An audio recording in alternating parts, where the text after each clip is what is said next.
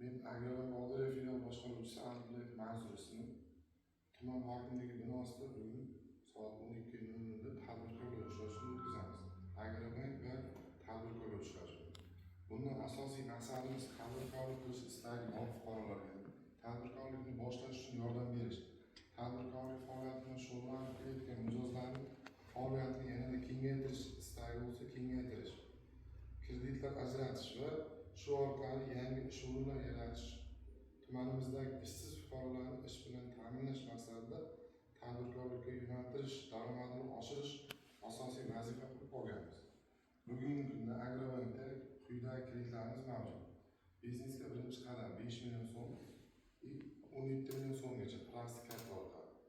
Mahalla loyihasi dasturi doirasida tadbirkorlik faoliyatini shug'ullanish bor. Faoliyatimizni kengaytirish maqsadida 50 million so'mgacha plastik orqali kredit ajratiladi.